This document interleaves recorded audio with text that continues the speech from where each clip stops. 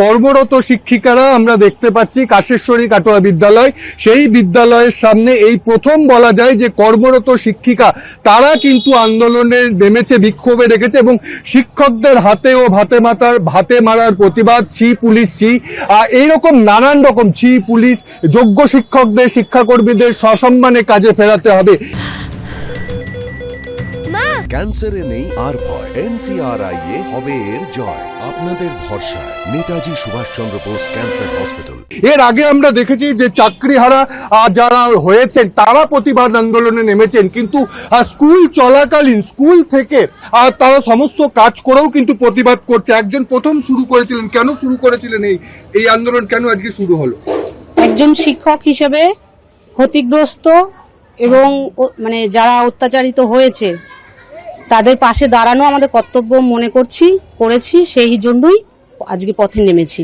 আপনি কখন এলেন এখানে? স্কুল ছুটি নিয়েছিলেন? আমি আজকে ছুটিতে আছি, আমি তবু স্কুল টাইমেই এসছি, আমি 11টার সময় এসছি। আমার সহকর্মীরা যারা ছিলেন পরে আমাকে দেখে তারা তাদের অফ টাইম ক্লাস যখন ছিল না সেরকম রোটেশনে তারা আমার পাশে এসে দাঁড়িয়েছেন। আমি পুরো সময়টাই রয়েছি 11টা থেকে। দেখো, একজন শিক্ষিকা প্রথম কিন্তু এই প্রতিবাদ করে, তিনি স্কুল ছুটি নিয়ে স্কুল গেটের সামনে তিনি বসে বিক্ষোভ দেখান এবং তারপরেই দেখতে পাচ্ছ যে সমস্ত শিক্ষিকারা এখানে কিন্তু আস্তে আস্তে নিজেরা অবস্থানে এসেছে এবং তারা নিজেরাই হাতে করে পোস্টার লিখেছে। ভালোবাসি কাছে ডাকি, নামও সব জেনে রাখি, দেখাশোনা হয় নীতি নীতি, শাসন তর্জন করি, শিখাই প্রহর ধরি, থাকে না কোহায় কোনো স্মৃতি। অবসরের পর যে স্মৃতি হাতড়ে বেড়ানোর কথা শিক্ষকদের, চাকরি চলাকালীনই বয়ে বেড়াতে হচ্ছে সেই স্মৃতিভার। যোগ্য হয়েও হারাতে হয়েছে চাকরি। সুন্দরবন জনকল্যাণ সংঘ বিদ্যানিকেতন, পড়ুয়া সংখ্যা 1400, শিক্ষক ছিলেন 23 জন, চাকরি হারিয়েছেন 11 জন। সোমবার নেতাজি ইন্ডোরে বৈঠকে মুখ্যমন্ত্রী চাকরিহারাদের উদ্দেশ্যে ভলান্টারি সার্ভিসের প্রস্তাব দেন।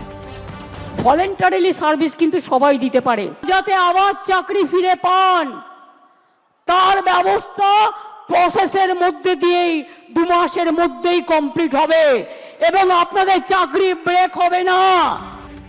কিন্তু ভলান্টারি সার্ভিস নিয়ে তীব্র ক্ষোভ প্রকাশ করেছেন যোগ্য চাকরিহারারা। তাই মুখ্যমন্ত্রীর নির্দেশের পরেও বৃহস্পতিবার স্কুলে আসেননি চাকরিহারা 11 জন শিক্ষকের 9 জন। 2 জন চাকরি হারিয়েও স্কুলে আসছেন। এটা তো আমার অ্যাকচুয়ালি বলতে গেলে যে বহুদিনের অভ্যাসই বলা যেতে পারে, এক প্রকার ভালো লাগা ভালোবাসা সব কিছুই এক ধরনের। আর অফিসিয়ালি দেখতে গেলে এখনও টার্মিনেশন লেটার আসেনি, যেহেতু টার্মিনেশন লেটার এখনও আসেনি তো স্কুলে আসা আমার মনে উচিত। পঠন পাঠন স্বাভাবিক রাখাই রীতিমতো চ্যালেঞ্জ। ভরসা বৃত্তিমূলক শাখার শিক্ষক ও আংশিক সময়ের শিক্ষকরা। স্কুলে আমাদের না থাকলে তো ছেলেপুলেদের পড়াশোনা বন্ধ হয়ে যাবে। যতদিন না টার্মিনেশন লেটার আসে ততদিনের জন্য পড়াশোনা চালিয়ে যাচ্ছে। ফিজিক্সের টিচার একজন, কেমিস্ট্রি টিচার একজন, তারা রেগুলার আসছেন, স্কুলকে ভালোবেসে আসছেন এবং স্কুলের প্রয়োজন মতো যাবতীয় কাজকর্ম তারা করছেন। এই সমস্যাটা আপাতত আমাদের মিটছে। আমাদের বৃত্তিমূলক বিভাগের কিছু দক্ষ শিক্ষক আছেন যাদের হয়তো আমরা তেমন সার্ভিসটা নিতাম না, তাদেরকে এখন পুরো মাত্রায় লাগাচ্ছি। সুন্দরবনের পাশাপাশি দক্ষিণ 24 পরগনার শহরতলির স্কুলেও একই অবস্থা। মহেশতলার চট্টা Kalikapur Subid Ali girls high school, পড়ুয়া সংখ্যা 1800, শিক্ষিকা ছিলেন 28 জন, চাকরি হারিয়েছেন 7 জন। তারা কেউ স্কুলে আসছেন না। স্বাভাবিক পঠন পাঠনে অনিশ্চয়তার ছায়া। একাদশ দ্বাদশের রাষ্ট্রবিজ্ঞানের একমাত্র শিক্ষিকা চাকরিহারা।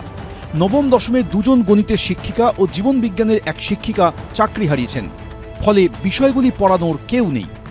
7 জন স্টাফ চলে গেছে, তারা আসছেও না। এবার পরীক্ষা চলছে, ফার্স্ট সামেটিভ পরীক্ষা চলছে, সেখানে আমাদের একটা বিশাল ঘাটতি দেখা দিচ্ছে এবং ম্যানেজ করাটা একটা খুব টাফ ব্যাপার হয়ে যাচ্ছে। বুধবার দুপুরে ডিআই অফিস অভিযান ঘিরে ধুমধুমার বাঁধে কসবায়। চাকরিহারাদের নির্মমভাবে লাঠিপেটা করে পুলিশ, শিক্ষকদের মারা হয় লাথি। প্রতিবাদে এবার অনশনের রাস্তা বেছে নিলেন চাকরিহারারা। সল্টলেকে এসএসসি ভবনের কাছে সকাল থেকে রিলে অনশনে বসেছেন চাকরিহারা শিক্ষকরা। তাদের দাবি ফিরিয়ে দিতে হবে হকের চাকরি। গৌতম মণ্ডল, এবিপি আনন্দ, দক্ষিণ 24 পরগনা।